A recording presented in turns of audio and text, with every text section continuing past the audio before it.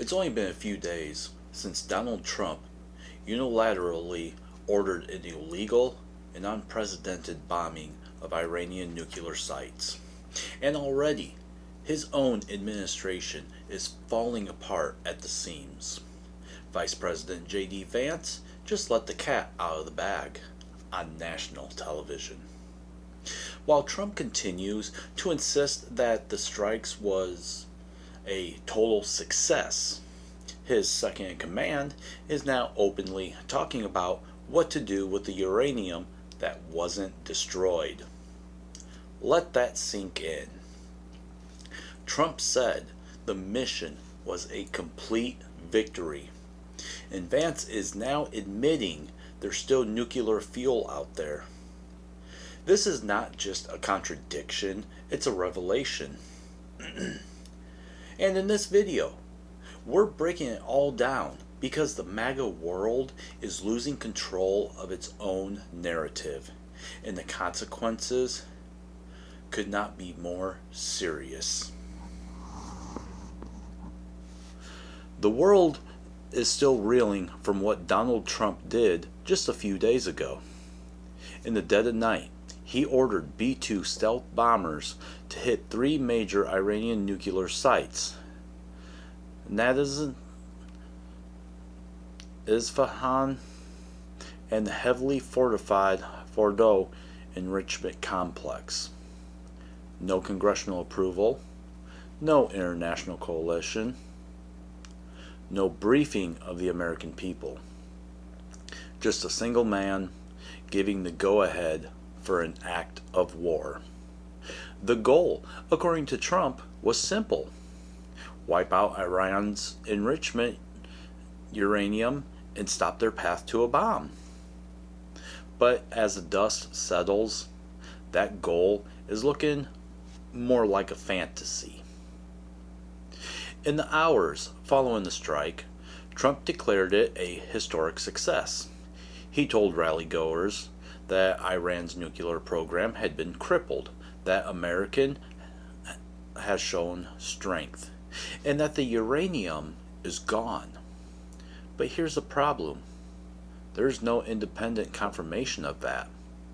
The International Atomic Energy Agency hasn't verified it. The Pentagon won't publicly comment on the true extent of the damage. And major outlets like NBC News are reporting that the extent of the destruction remains unclear. Even worse, a terrifying detail buried in the reports: roughly 880 pounds of 60% enriched uranium is still unaccounted for. Let me repeat that. Nearly half a ton of bomb-grade uranium is missing, still out there, still in play. And now we get to the moment that blew the MAGA narrative wide open. On ABC News, Vice President J.D. Vance sat down to reassure the public, but instead he accidentally confirmed exactly what Trump didn't want you to know. He said, and I quote, "We are going to work in the coming weeks to ensure that we do something with that fuel." That fuel? Meaning it's still out there, it wasn't destroyed, the mission wasn't complete. This was supposed to be Trump's grand military achievement. But if there's still fuel to do something with, then the mission, by definition, failed. Vance's comment wasn't just a slip, it was a confession. So what went wrong? One theory stands out: Iran saw it coming. Trump, as usual, couldn't help himself. In the days leading up to the strike, he teased action on Truth Social. He posted cryptic warnings, dropped memes about historic decisions, and basically announced that something was about to happen.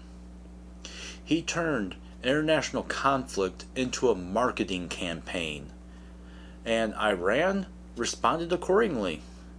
They had time to relocate the uranium, to harden their facilities, to move scientists and materials out of range. So when the bombs dropped, they hit empty chairs. This wasn't a surprise attack.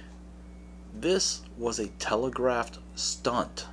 And now Trump is stuck trying to sell the illusion of success, while the evidence and even his own VP tell a completely different story.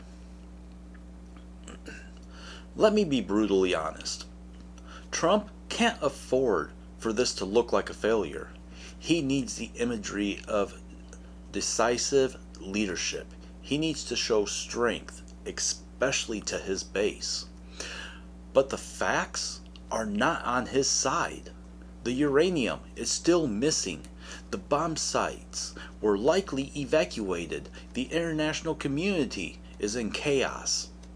And now, Trump is trying to pivot, talking about peace, claiming a ceasefire between Israel and Iran, and saying America's mission is over.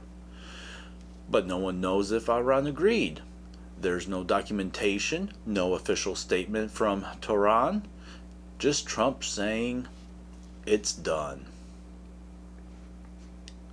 This would be comical if it weren't so terrifying. The MAGA machine is desperately trying to hold the story together, but everyone's playing a different script. Trump says victory. Vance says there's still fuel.